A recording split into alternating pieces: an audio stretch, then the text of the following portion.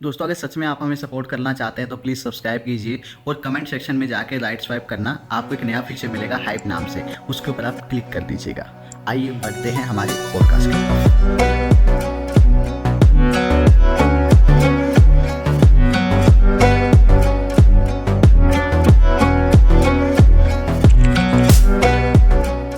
तो विकास भाई, मेरी मम्मी के साथ ना एक ब्लेसिंग मान लो या श्राप मान लो, ये था कि उन्हें ना रील्स अपने आते थे। और ये डेजा वू की तरह नहीं था। डेजा वू तो ये होता है जैसे कि जब इंसिडेंट हो रहा होता है तब हमें याद आता है कि हमने पहले कहीं हाँ, ये हो चुका है या देखा है। लेकिन इसमें ये था कि मेरी मम्मी को जो होने वाला है वो पता, मतलब सपने में पहले ही दिख जाता और उन्हें याद भी रहता था। जैसे कोई एक्सपायर होने वाला है या कोई दुर्घटना होने वाली है तो उन्हें पहले ही पता लग जाता।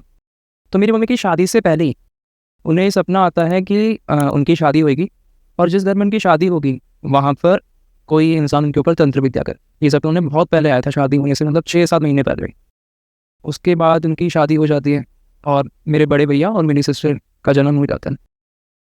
फिर क्या होता है कि मेरे जो छोटे वाले मामा जी थे, बीच वाले मामा जी, उनकी वाइफ प्रेग्नेंट होती हैं और वहाँ पर हमारी कुआं पूजन का ना एक फंक्शन होता है जब भी होता है ना, आपको पता होगा। तो उसमें क्या होता है, जो घर की बेटी होती है वो जाती है और वो आरती वगैरह आरता वगैरह करना होता है भाभी का। तो मम्मी मामा जी के घर गई थी और वहाँ पर मतलब मेरी जो मामी जी थी उनकी बेटी हुई थी, तो मम्मी आरता कर रही थी।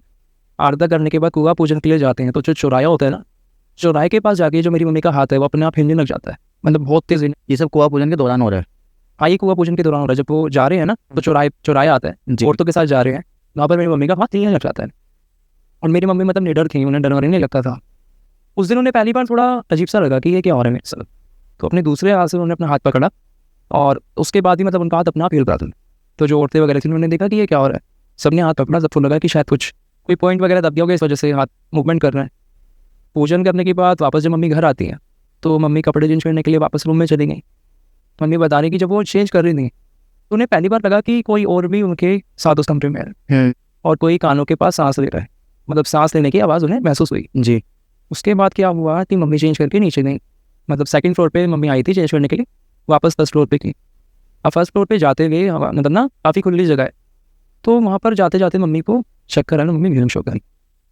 अब जब मम्मी बेहोश हुई तो जो मेरे बड़े मामा जी हैं वो मम्मी को लेकर हॉस्पिटल गए।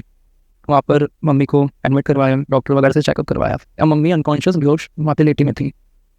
तो मामा जी बताते हैं कि मम्मी के साथ में ना एक लेडीज़ बैठी हुई थी, मतलब जो सोफ़ा वगैरह था वहाँ पर एक लेडीज़ बैठी हुई थी, बहुत देर से मम्मी को देखते थे। तो उन्होंने मामा जी से पूछा कि ये कौन है। मामा जी ने बताया कि मेरी सिस्टर है, मेरी बहन है। तो मामा जी को उन्होंने एक बात कही कि बेटा ये बीमार नहीं है, इसके ना कुछ और दिक्कत है, इसे घर ले जाओ। मामा जी ने कहा ध्यान नहीं दिया। मामा जी ने सोचा, पर उन्होंने मतलब बहुत बार ये बात पूछी कि ये बीमार नहीं है, इसकी कुछ और दिक्कत है, इसको घर ले जाओ। अब मामा जी ने जो भी डॉक्टर की एडवाइस थी वो सब पूरा करवा के मम्मी को घर लेके आ गए। जब घर लेकर आए तो मम्मी का बिहेवियर थोड़ा ना चेंज हो रखा था, मतलब थोड़ा सा जैसे उन्हें कुछ याद नहीं था और सबको मतलब अजीब तरीके से देख रखे, जैसे पहचानती नहीं। जैसे थोड़ा सा इंसान भूल जाता है ना, कुछ भी याद नहीं होता, उन्हें बोल बोल के याद दिलवाना पड़ रहा था कि हम वो हैं या वो हैं। तो मामा जी ने ये बात पापा को बताई तो पापा ने बोला कोई नहीं, आप घर लेकर आ जाओ। तो मामा जी वहाँ से वापस हमारे जो घर है वहाँ पर मम्मी को लेकर आए। वहाँ पे भी जब मम्मी अंदर आई तो ना दादी को पहचान रही थी ना पापा को पहचान रही थी, बस एक दूसरे मतलब शक्ल देखे जा रही थी। तो मम्मी को दवाई वगैरह देके सुला दिया। थोड़ी देर बाद मम्मी को होश आया, उसके बाद वो नॉर्मल। 3-4 दिन ऐसे ही बीते। 3-4 दिन बाद क्या होता है विकास भाई कि पोजेशन स्टार्ट होता है। मम्मी की जो आवाज़ है वो चेंज होने लगती है, मतलब लेडी की आवाज़ नहीं थी वो जी, ऐसा लगता था कोई जेंट्स बोल रहा है। और वो आके बस यही बोलता था कि इसको मैं अपने साथ लेके जाऊँगा, इसको तुम नहीं बचा पाओगे, बस किसी वजह से रुका हुआ हूँ और ना इसको तो मैं कब का साथ ले जाता। अब जब ये हुआ तो पापा ने मामा जी को बताया कि ऐसा ऐसा हो रहा है। तो स्टार्टिंग में मामा जी पापा ने डॉक्टर एडवाइस लेना सही समझा, डॉक्टर्स वगैरह को दिखाया, मनोवैज्ञानिक को दिखाया और जो भी मतलब मेडिकल ट्रीटमेंट करवा सकते थे वो सब करवाए, लेकिन कुछ भी रिजल्ट आ नहीं रहे थे। रिपोर्ट्स नॉर्मल आ रही थी और सारी चीज़ें एकदम नॉर्मल थी। फिर मतलब दादी के नोन में ही किसी ने बताया कि भाई क्या पता कुछ ऊपरी हवा हो, कुछ ऊपरी दिक्कत हो, तो एक बार आप लोग दिखवा लो। तो पापा आर के पुरम में एक भगत थे, उनका पता लेकर आए और मामा जी और पापा मम्मी को लेकर गए। जब वहाँ लेकर गए पहली बार विकास भाई तो पोजीशन खुल के सामने आया। मतलब हुआ ये कि मम्मी को जब लेके गए तो वहाँ पे काफ़ी लोग बैठे हुए थे, लेकिन जो वो भगत थे उन्होंने दूर से पहले मम्मी को ही बुलाया, मतलब सारी लाइन हटवा दी और बोला कि पहले उनको आगे खिंचवाएं। मम्मी को देखा, मम्मी को देखते देखते ही मतलब पापा और मामा जी बताते कि मम्मी की आंखें पूरी लाल हो। और जो भगत थे वो कुछ मंत्र बता रहे थे। एकदम से उन्हें शौक सा लगा और वो उन्होंने अपनी आंखें नीचे कर, उन्होंने एक ही बात बोली कि इनका इलाज मैं नहीं कर सकता, आप इन्हें कहीं और दें। मामा जी और पापा लेकर आ गए मम्मी को। अब जो मम्मी के अंदर पोजेशन था, जो मतलब एंटिटी थी, ऐसा भी नहीं था कि वो कुछ और किसी का नुकसान कर रही हो, लेकिन हाँ वो अंदर ही अंदर मम्मी का नुकसान कर रही थी। मतलब मम्मी कमजोर होती जा रही थी, हेल्थ वाइज कमजोर हो रही थी और मेंटली मतलब थोड़ा परेशान होने लगी थी। नॉर्मल टाइम में वो नॉर्मली बात करती थी या हमेशा? हाँ नॉर्मल टाइम पे नॉर्मल बात। मतलब पोजीशन में जानना चाहता हूँ किस तरीके से होता है, इंसान नॉर्मली कैसा रहता है, फिर जब पोजेस हो जाता है तब कैसे उसके एक्शन चेंज हो जाते हैं, या फिर कोई आइडिया? अरे जैसे मान लो, जैसे अभी हम बात कर रहे हैं, मैं नॉर्मल बात कर रहा हूँ और मेरी बात करते करते ही मेरी आवाज़ चेंज हो जाए, अच्छा, और उसके बाद मैं हंसने लग जाऊँ और मैं बोलूँ कि तुम लोग कुछ नहीं कर सकते मेरा, मैं तो उसको साथ लेके जाऊँगा। यानी कि आपकी मम्मी नॉर्मली बात करती थी और एकदम से चेंज हो जाता है फिर? हाँ, और जी। ऐसा लोग कहते हैं ना कि रात को होता है या ब्रह्म मुहूर्त से पहले होता है, ऐसा कुछ नहीं है, कभी भी हो जाता था। फिर होता क्या है कि मम्मी को वापस घर लेकर आते हैं, तो दादी दादाजी को कोई बोलता है कि भाई आपके जो देवी देवता है कहीं वो तो नाराज़ नहीं है, उनके नाम का कुछ रख के देखो, क्या पता वो नाराज़ हो इस वजह से लड़की परेशान है। तो जो मेरी दादी होती है ना, 11 रुपये हमारी देवी के नाम के निकाल के रख देती है मंदिर में। उस शाम को क्या होता है विकास भाई, जो मेरी बुआ थी, मेरी बुआ रात मतलब शाम में कपड़े उतारने छत पे गई। अब जब वो कपड़े उतार के नीचे आई तो वो कपड़े उन्होंने मम्मी के पैरों पे डाल के, बाई मिस्टेक मतलब ऐसे डालते हैं। और नॉर्मली कहते हैं कि रात में ना कपड़े छोड़ने नहीं चाहिए, हाँ, जितना जल्दी हो सके सूर्यास्त से पहले कपड़े निकाल लेने चाहिए। कपड़े डालते ही मम्मी के अंदर पोजीशन आया वापस, और उसने यही बोला, और मतलब पोजीशन जब आता था वो हंसता था और फिर मम्मी के हाथ पैर मुड़ने लग जाते थे, घूमने लग जाते थे। अच्छा, फिर उसने यही बोला कि इसको तो मैं साथ लेके जाऊँगा, लेकिन उसी दौरान एक चीज़ होती है, मम्मी के अंदर से किसी फीमेल की आवाज़ आती है और वो मेरी दादी को धमकाती है कि आज से पहले तो तूने कभी हमें याद ही नहीं किया, आज तेरे को परेशानी हुई तो याद किया ना। और कुछ बोला मतलब दादी को कि ये करके मंदिर में रख दे, जीण माता के नाम, हमारी जो कुल देवी है जीण माता। और मतलब दादी और मेरी बुआ बताती थी कि मम्मी का रंग बहुत चमक रहा उस दौरान, और उस दौरान जो पोजीशन था वो बिल्कुल भी नहीं था उनके ऊपर, मतलब कोई लेडी उनके, मैं ये तो नहीं कहूँगा देखो माता आई, क्योंकि मेरी नज़र में माता किसी में नहीं आती जी, हाँ उनके दूत हो सकते हैं जो आ जाते हैं, लेकिन माता नहीं आती है। तो दादी ने वो सब करा, उसके बाद मम्मी शांत हो गई और मम्मी सो गए। वापस रात को पोजीशन उनके अंदर स्टार्ट हुआ, वापस आके वो यही बोला कि इसको तो मैं साथ लेके जाऊँगा। और फिर क्या होने लगा, फिर थोड़ी डरावनी चीज़ें घर में होने लगी, जैसे जैसे मेरे जो बड़े भैया हैं और मेरी सिस्टर है, उस दौरान उनको मम्मी से दूर रखते थे। तो मेरी जो बुआ है वही उनको लेकर सोती थी अपने पास, तो जो रूम की खिड़की होती थी वो बजती थी, गेट होता था वो बजता था बाकायदा। मतलब बुआ बताते कि वो झाँकती थी, देखती थी, कोई नहीं होता था, और गेट ऐसे होता था जैसे कोई इंसान हिला दो। तो ये सारे इंसिडेंट होने लगे बहुत ज़्यादा। इस दौरान मेरे पापा बहुत सारे भक्तों का पता लेके आते, बहुत जगह लेके गए, हनुमान मंदिर था वहाँ पर भी लेके गए। तो जो हनुमान जी के भक्त थे उन्होंने भी देखा मम्मी को, उन्होंने यही बोला कि इनका इलाज मैं तो नहीं कर सकता, लेकिन आपके परिवार में ही कोई है जो इनका इलाज कर सकता है। अच्छा, तो पापा ने बोला कौन है, उन्होंने बोला देखो ये तो मैं नहीं बता सकता कौन है, लेकिन कोई ऊर्जा है आप लोगों के घर के अंदर जो अच्छी ऊर्जा है, और उन्होंने ही इनको अभी तक बचा रखा। इतना हुआ तो पापा वापस मम्मी को लेकर आए। फिर किसी ने बताया गुड़गांव में, गुड़गांव में कोई पीर जी थे, पीर साहब थे जो इस्लामिक रिचुअल, तो वहाँ पर पापा लेके गए मम्मी को। वहाँ पर लेकर गए तो मेरे मामा जी भी साथ गए और पापा और मेरी मम्मी। अब जब उन्हें लेके जा रहे थे तो जो उनके अंदर एंटिटी थी, क्योंकि 3-4 लोग और साथ थे, तो मम्मी ने ना चुन्नी वगैरह ले रखी थी, उस टाइम वो नॉर्मल थी। गाड़ी में बैठते उन्होंने अपनी चुन्नी फेंक दी। तो जो मेरे मामा जी थे वो बोले कि मतलब उनके अंदर जो एंटिटी वो आ गई थी। मेरे मामा जी बोले कि भाई ऐसे क्यों कर रहा है, तमीज़ से तेरे को लेके जा रहे हैं ना। तो ये बात सुनते मामा जी की वो चुप हो गया, जो एंटिटी थी ना उसने चुन्नी वापस ओढ़ ली। अच्छा, हाँ, और बिल्कुल तहजीब से मम्मी को लेकर गए। अब वहाँ पर क्या हुआ विकास भाई, जब वहाँ पर लेकर गए तो जो हॉल था वहाँ पर जहाँ पर वो पीर जी बैठते थे वो एकदम से खड़े हो गए। मतलब हम लोग, मतलब पापा मम्मी और मामा जी ने एंटर भी नहीं किया था, उससे पहले ही वो वहाँ खड़े हो गए था, और उन्होंने अपने जो उनके शिष्य वगैरह थे उनको बोला कि कोई आ रहा है, उनको लेकर आओ मेरे पास। तो उन्होंने बाहर देखा तो मामा जी, पापा और मम्मी दिखे, तो उनको वो लेके अपने पीर जी के पास लेकर गए। वहाँ पर लेकर गए तो पीर जी ने उन्हें देखा, मम्मी को देखा, देखकर बोला मामा जी को कि देखो इनका इलाज तो आप ही कर सकते हैं। अब ये चीज़ सुन के पापा और मामा जी शॉक्ड हो गए। वो बोले कि भाई मैं कैसे कर सकता हूँ, मुझे बताओ। तब उन्होंने बोला कि महाराज आप जानते हो, लेकिन आप अभी कर नहीं रहे हो, ये आपको रियलाइजेशन नहीं होता ना, इनका ट्रीटमेंट आप ही कर सकते हो। मामा जी ने बोला कि आप मुझे थोड़ा बताओ। तो उन्होंने बोला कि देखो पूरा तो मैं भी नहीं समझा सकता, क्योंकि मुझे भी समझ नहीं आ रहा है कि आपके अंदर क्या है। फिर उन्होंने बोला कि महाराज मेरे जो हॉल है यहाँ पर, मेरे पास काफ़ी जन्नात, काफ़ी खबीज़ की पूरी सेना थी जी, और आज पहली बार ये हुआ कि जो मेरी सेना है वो गायब हो गई। वो गायब यूँ हो गई कि उन्होंने बोला कि कोई महाराज आ रहे हैं जिनका स्पर्श अगर हमें हो गया तो हम भस्म हो जाएंगे, हम गल जाएंगे। ये बात सुन के मामा जी और पापा शौक में कि हमारे अंदर कौन सी पावर है। मतलब वो तो खुद ही लेने के घूम रहे थे। वो खुद परेशान इतना होता तो भाई इतना घूमना क्यों पड़ता। हाँ जी। फिर मामा जी ने बोला कि नहीं शायद आपको गलतफहमी हुई है। तो उन्होंने बोला नहीं, इनका इलाज आप ही करवाओगे। और मामा जी ने इंसिस्ट किया कि नहीं आप देखो, आपके पास लेकर आए, आप करो कुछ ना कुछ। तो उसने क्या किया, उन्होंने मतलब एक बॉटल मंगवाई और बॉटल के अंदर कुछ उन्होंने मंत्रपद भिजाए, बाकायदा छोटी छोटी रोशनी के गोले बॉटल के अंदर देखे, और 3 रोशनी थी जो बॉटल के अंदर घूम रही थी। पापा को और मामा जी को उन्होंने दिखाया, कह रहे देखो ये एंटिटी है, और एक एंटिटी नहीं है, इनके अंदर काफ़ी थी, ये मैंने निकाल दी है। और उनके ताबीज़ वगैरह बांधा। वो बोले अब ये ठीक है, आप इन्हें ले जाओ। मामा जी और पापा लेकर आ गए। लेकर आए तो शाम को तो फिर से उनको पोजीशन हो गया, और जो एंटिटी उनके अंदर थी वो पहले तो खूब हंसी। फिर उसने बोला कि वो तो मेरे चेले चपाटे थे जिसको उसने कैद कर लिया, मेरे को तो देख ही नहीं पाया वो। अब ये बात सुन के पापा मामा जी फिर से हैरान हो गए कि क्या करें। फिर पता करा कहीं कहीं, फिर किसी ने बताया एक भगत के बारे में, आओ वो काली माता के उपासक थे, तो उनके पास लेकर गए। वहाँ पर पापा लेके गए थे खाली, वहाँ पर लेकर गए विकास। तो जो वो भगत थे वो थोड़े ठीक निकले, मतलब कैरेक्टर वाइज अच्छा। थोड़े अच्छे नहीं थे। मम्मी को मतलब थोड़ा थोड़ा जब अवेयरनेस होती थी तो उस दिन मम्मी नॉर्मल थी। मम्मी ने बोला कि ये अच्छे नहीं है, भगत अच्छे नहीं। मम्मी ने खुद ही बोला जब वहाँ पर गए ना पापा को। और पापा ने सोचा कि नहीं ये तो मतलब क्या पता वो बेकार है कुछ भी कर।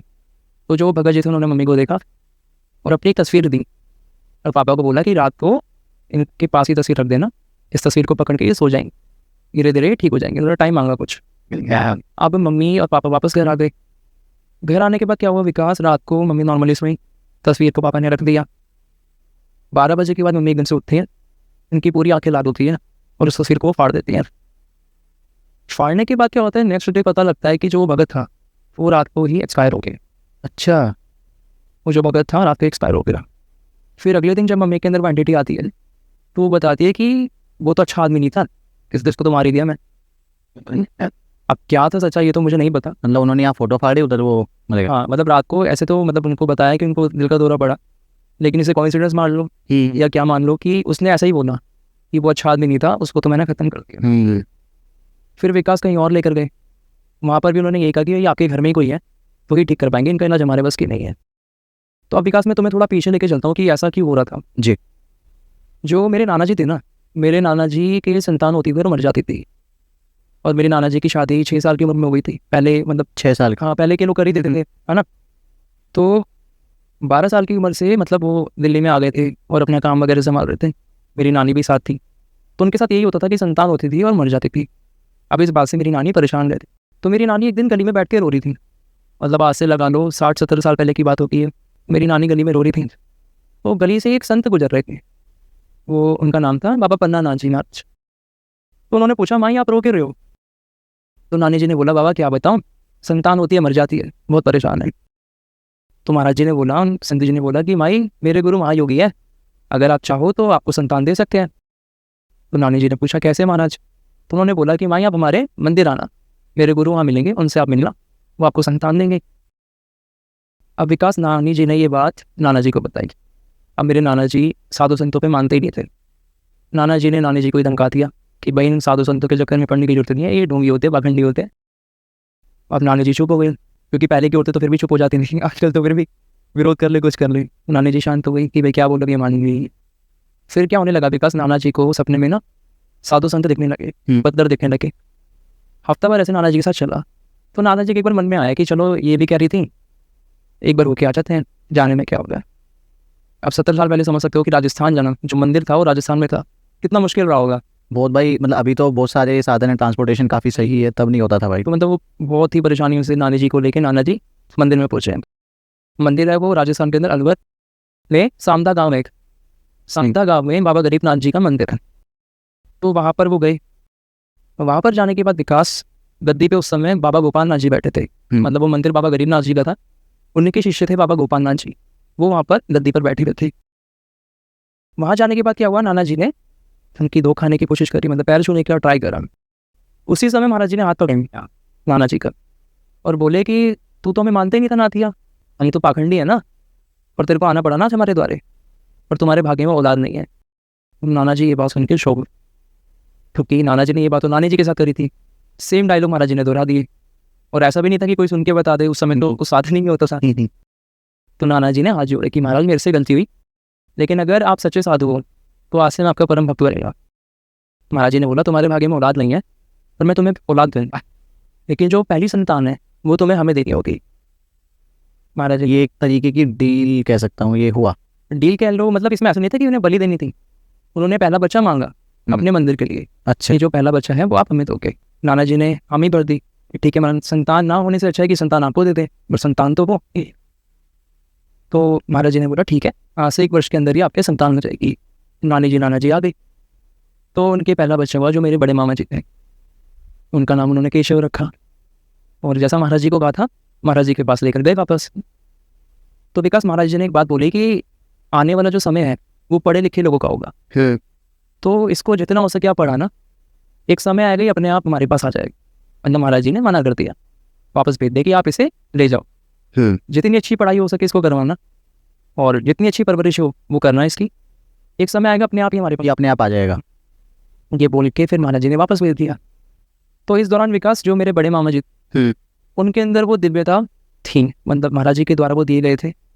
तो बचपन से ही काफ़ी सारी चीज़ें उनके साथ होती थी जिनका उनको रियलाइजेशन नहीं था उस समय पे, अवेयर नहीं थे शायद। फिर क्या हुआ विकास, मेरे दूसरे मामा जी का भी जन्म हुआ, वो भी अच्छे से हुए। फिर जब तीसरे बच्चे का जन्म होना था उस दौरान, यानी आपकी मम्मी या कुछ और? मैं बताता हूँ वो, हाँ जी। जब तीसरे बच्चे का जन्म होना था उस दौरान महाराज जी दिल्ली आए हुए थे, और हमारे घर में ही नाना जी के बैठे हुए थे। तो नानी जी रो रही थी फिर, तो महाराज जी ने बोला माई अब तो तुम्हारे बच्चे भी हो गए, अब तीसरा होने वाला है, अब क्यों रो रही हूँ? तो नानी जी ने बताया कि महाराज जब मेरे बच्चे मरते थे तो मेरी एक बेटी हुई थी, इसका नाम सुगंध था, और बहुत सुंदर बेटी थी मेरी, एक बेटी और दे दो मुझे।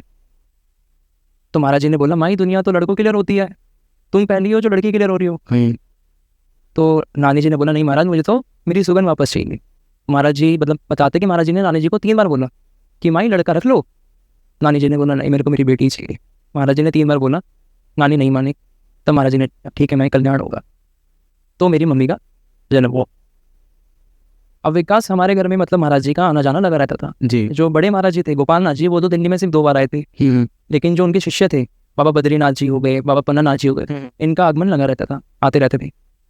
तो जो बाबा बद्रीनाथ जी थे उनसे नानी जी कभी कभार शिकायत कर देती थी मम्मी की, जैसे आए होते थे अब घर में रुके हुए 10-15 दिन से, तो नानी जी बोल देती थी गुस्से में कि महाराज परेशान करती है, ये तो काम नहीं करती कुछ भी। मेरी मम्मी हेल्दी भी बहुत थी उस समय, तो महाराज जी बहुत हंसते थे। और मेरी मम्मी को मतलब मेरी मम्मी की जो पढ़ाई है वो भी बद्रीनाथ जी महाराज जी ने करवाई। कैसे कि मम्मी बताती हैं कि जब महाराज जी आते थे ना तो मम्मी जान के नानी जी से उस समय पैसे मांगती थी कि 1 रुपये दे दो, उस समय तो यही, तब बद्रीनाथ जी मम्मी को निकाल के दे देते थे।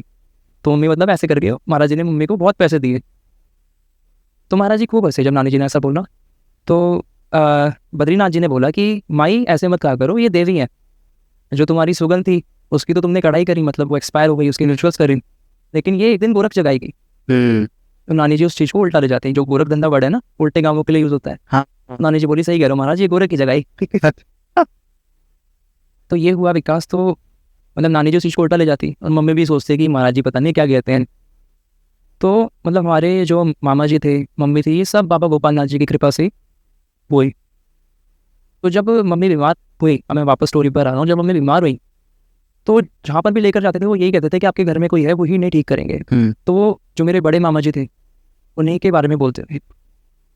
जब बड़े मामा जी ने ये चीज़ें सुनी तो उन्हें रियलाइज़ हुआ धीरे धीरे, और उस दौरान मामा जी पूजा वगैरह भी करते ही थे। तो मामा जी मम्मी को फिर लेकर बैठने लगे, मम्मी का हाथ पकड़ते थे और 1 घंटा 1.5 घंटा ध्यान में बैठे रहते थे। फिर जो वो एंट्री थी, वो मम्मी के अंदर जो चीज़ थी वो बोलने लगी कि मैं तेरी वजह से ही रुका हूँ, वरना इसको तो मैं कब कर ले जाता। और तेरे पीछे जो ये बाबा लोग खड़े हैं ना डंडा लेके, ये लोग मुझे जाने नहीं देखे, लेकिन एक दिन मैं इसे ले जाऊँगा। मामा जी बोलते हैं आप देखते भी कैसे लेके जाएगा। वो मामा जी ने मम्मी से पूजा भी बहुत करवाई माता की।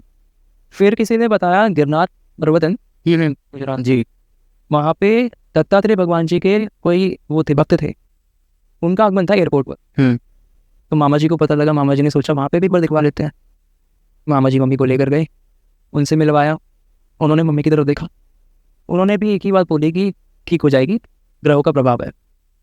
मामा जी ने बोला कि महाराज देखो कुछ, उन्होंने बोला नहीं अपने आप ठीक होगी। मामा जी लेकर आ गए।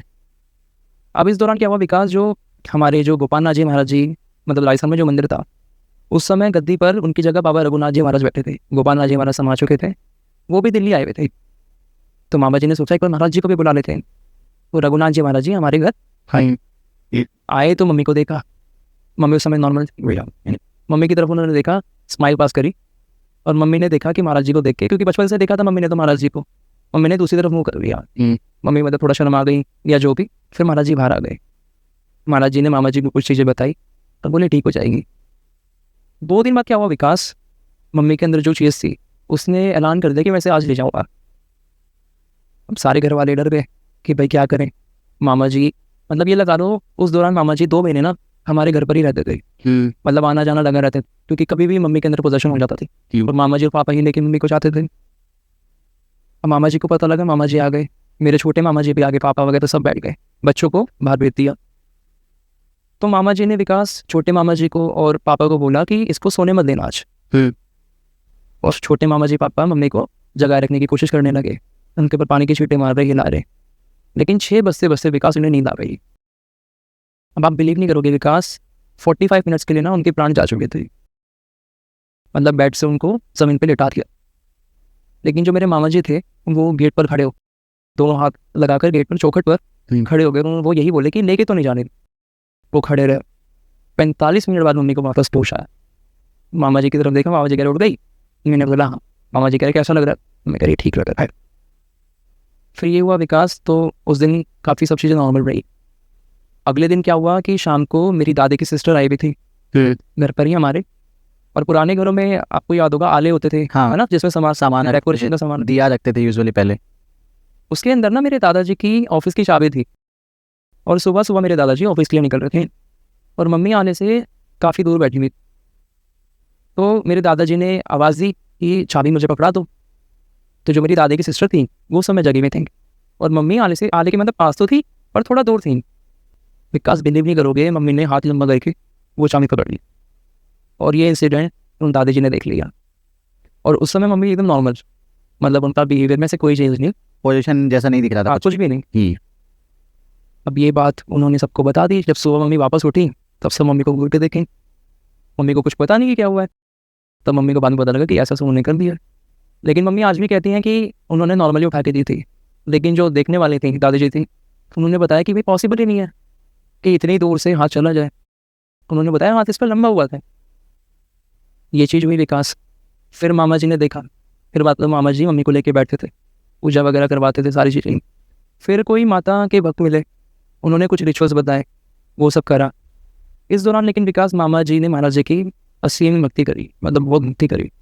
और धीरे धीरे मतलब मामा जी को पूरा रियलाइजेशन होने लगा कि जो भी चीज़ें उनके अंदर थी, क्योंकि अंश तो उन्हीं के थे, उन्हीं के द्वारा दिए गए थे, वो चीज़ पूरी हुई और धीरे धीरे मम्मी ठीक होने लगी। और अभी प्रेजेंट में मम्मी पूरी तरह ठीक है।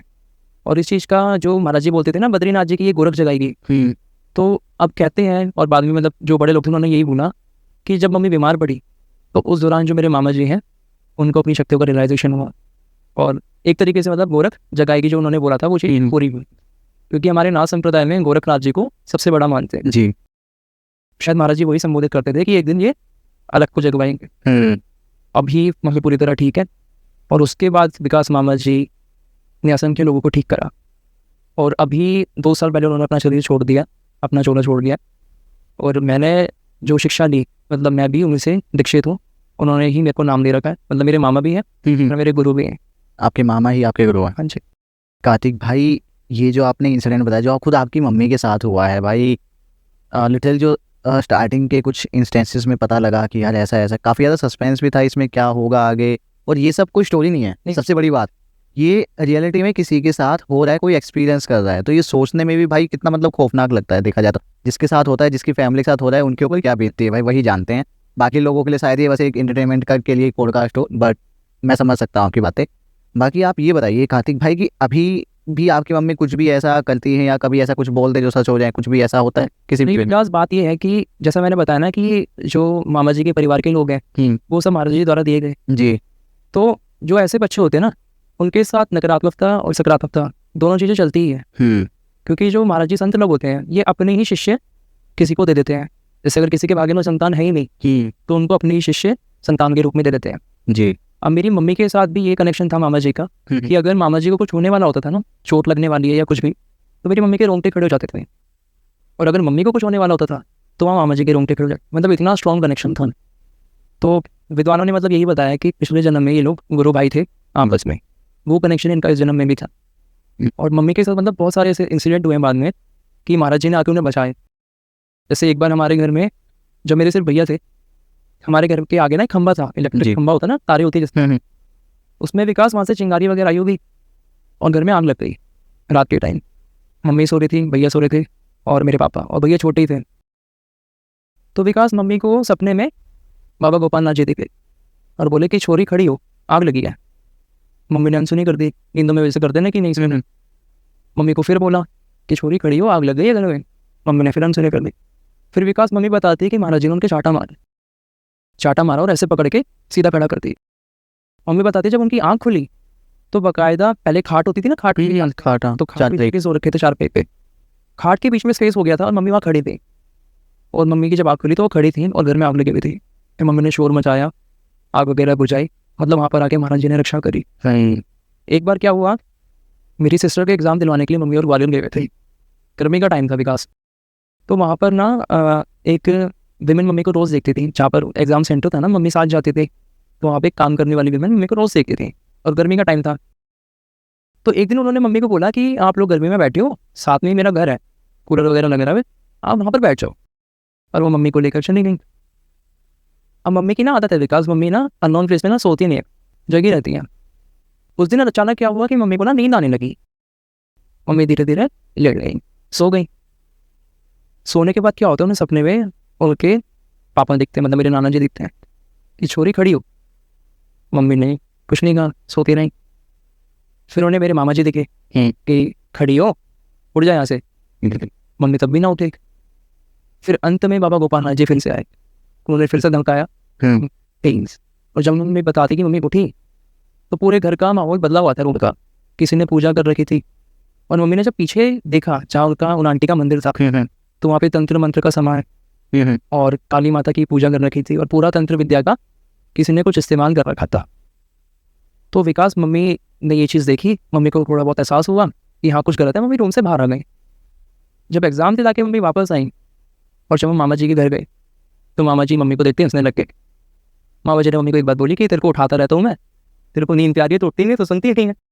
मम्मी कह रही मतलब, कह रहे वो छोटी सी हाइट की थी, तेरे को ले गई थी ना रूम में। इन मम्मी को याद आया कि हाँ ऐसा कुछ हुआ तो था। फिर मामा जी ने बताया कि वो तेरी शक्तियाँ लेना चाहती थी। मतलब जैसे कि मैंने बताया ना कि महाराज जी के द्वारा दिए गए हैं, हाँ, तो सबके अंदर कुछ ना कुछ महाराज जी की दिव्यता मौजूद है। पर मामा जी ने बताया कि लेकिन वो पीछे हट गई क्योंकि महाराज जी ने आके तेरे को बचा लिया। तो ऐसे इंसिडेंट बहुत हुए विकास, मतलब ये तो एकदम मुझे अभी याद आया, इतना बता रहा हूँ। ऐसे बहुत सारे इंसिडेंट हो जिनकी आकर महाराज जी ने हमेशा रक्षा करी है। आपने कभी पर्सनली कुछ फील किया है या आपके साथ कभी कुछ हुआ है?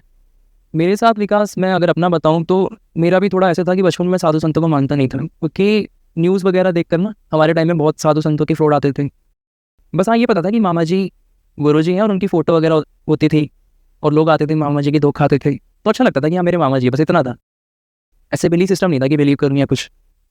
फिर विकास, मुझे ना बचपन से भजन गाने का शौक था, मतलब हनुमान जी के, राम जी के, विष्णु जी के भजन गाता था, लेकिन साधु संतों को नहीं मानता था।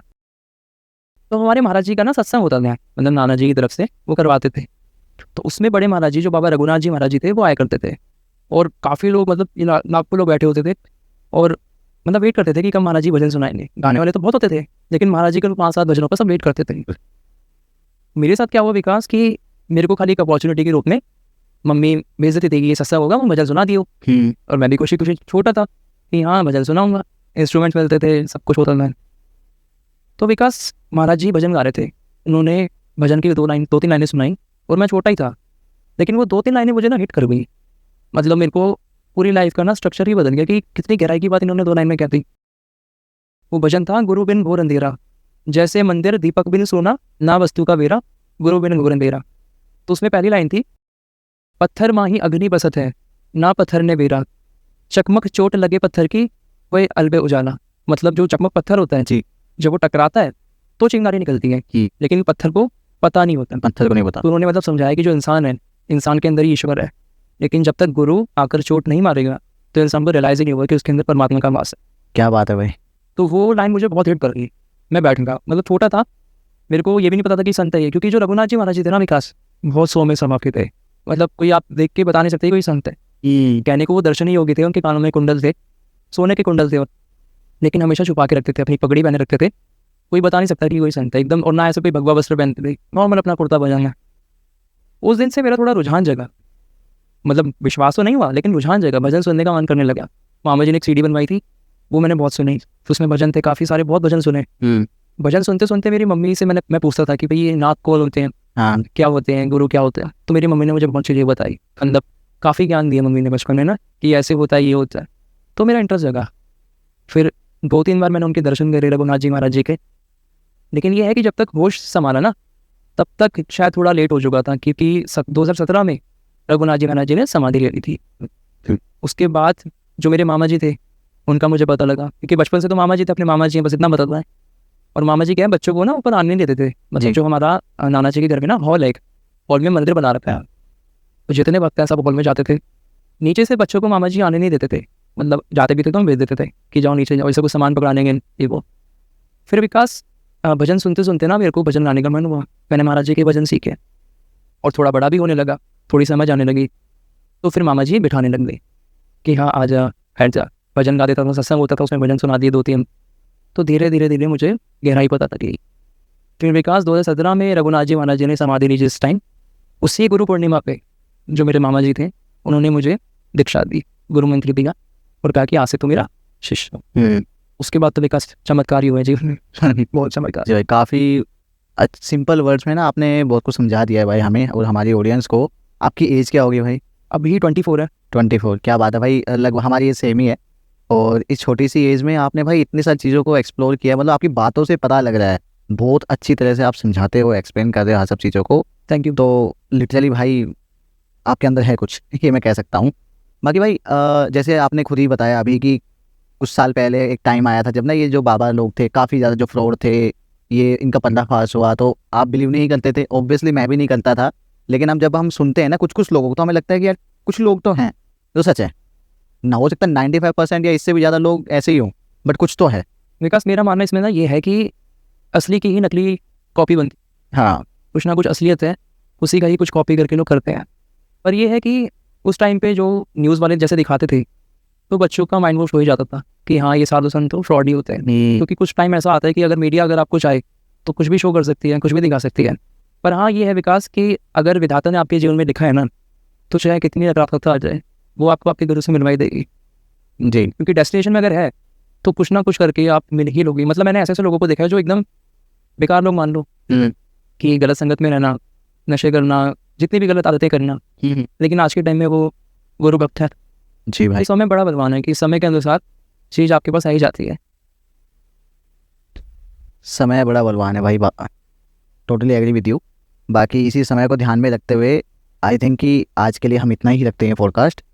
और मैं चाहूँगा कि जब भी हमारा अगला पॉडकास्ट हो ना, जैसे आपने अभी एक इंसिडेंट शेयर किया, आई नो कि हमारी ऑफ कैमरा बात हुई, आपके पास ढेर सारे ऐसे छोटे छोटे इंसिडेंट्स हैं, छोटे नहीं काफ़ी बड़े इंसिडेंट्स हैं, और उनको हम एक एक करके हर एक पॉडकास्ट में हम डिस्कस करेंगे। बिल्कुल। आगे हमारे पॉडकास्ट आते ही रहेंगे। बाकी लोग हमें बता सकते हैं कि अगर उनका कोई क्वेश्चन है, कोई भी फीडबैक है हमारे इस पॉडकास्ट को लेकर, तो प्लीज़ कमेंट बॉक्स आपके लिए ही है। प्लीज़ इसमें जाके अपना प्यार, अपना गुस्सा, नफरत जो दिखाना है सब दिखाइए। We will appreciate your feedbacks, और जो भी आपकी शिकायत है उनके ऊपर काम किया जाएगा। कार्तिक भाई की सारी ही डिटेल्स हमारे डिस्क्रिप्शन बॉक्स में अवेलेबल हैं।